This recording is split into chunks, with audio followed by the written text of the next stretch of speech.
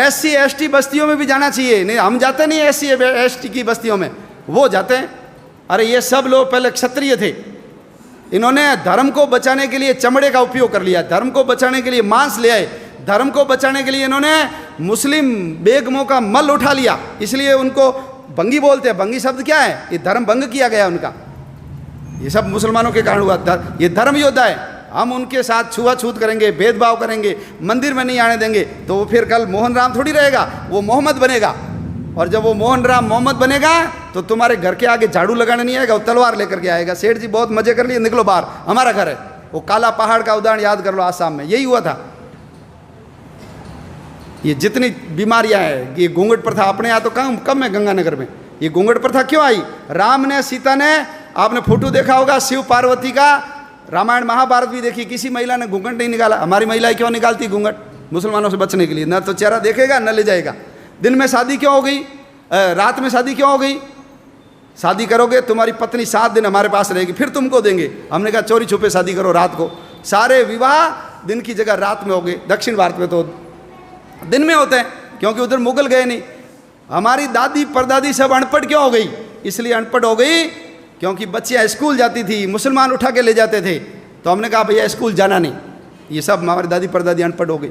तो हमारे यहाँ तो कर्णगी, गार्गी, कितने विद्वान, सीता कितनी विद्वान थी। द्रौपदी ने जो सवाल किए उस सवालों का उत्तर भीष्म भी नहीं दे पाया। पढ़ी लिखी थी तब किए ना।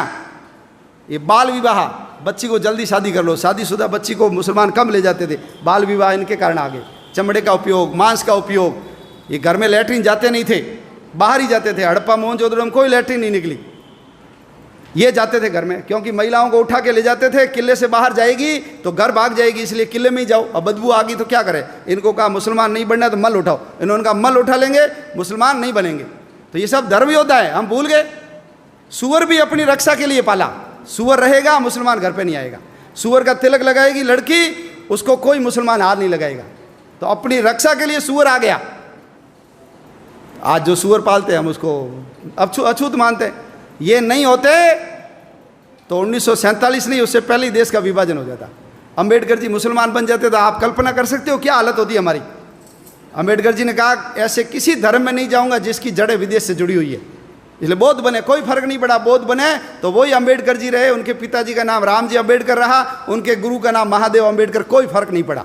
तो बौद्ध तो हमारे अवतार है। जैसे सिख परंपरा है, जैसे जैन परंपरा है, ऐसे बौद्ध परंपरा है।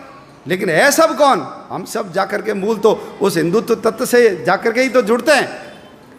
तो छुआछूत खत्म होनी चाहिए। इसलिए विश्व हिंदू परिषद का मंत्र है हिंदवः सोदरा सर्वे ना हिंदू पतितो भवेत्। सभी हिंदू सगे माँ जाए भाई है, कोई हिंदू नीच या पतित नहीं है। मम दीक्षा हिंदू रक्षा, मम मंत्र समानता। मेरी दीक्षा हिंदू की रक्षा करना और समानता लाना मेरा मंत्र है। ये विश्व हिंदू परिषद का उद्घोष है।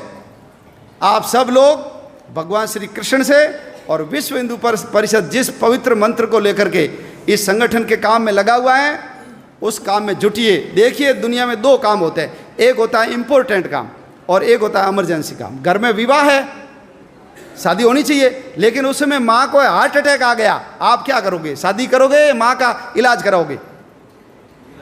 बोलो, इलाज कराएंगे ना?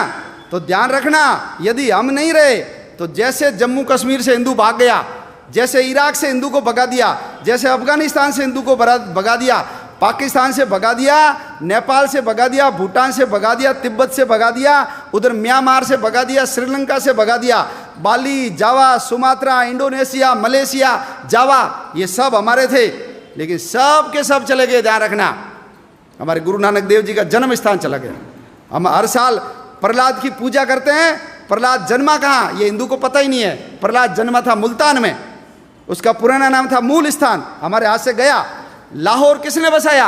भगवान राम के पुत्र लव ने बसाया। लाहौर गया हमारे हाथ से। भरत का पुत्र था तक्ष, उसने बसाया तक्षशिला को, आज तक्षशिला हमारे हाथ में गया। भगवान राम, बाबा रामदेव जी की ससुराल अमरकोट बदल करके उसको उमरकोट बना दिया। हमारी हिंगलाज माता का मंदिर चला गया, सिंधु नदी चली गई, तक्षशिला का विश्वविद्यालय चला गया, कटास राज चला गया जहाँ यक्ष और युधिष्ठिर के संवाद हुए थे, ढाकेश्वरी देवी चली गई, हमारे पशुपतिनाथ का मंदिर चला गया। क्यों?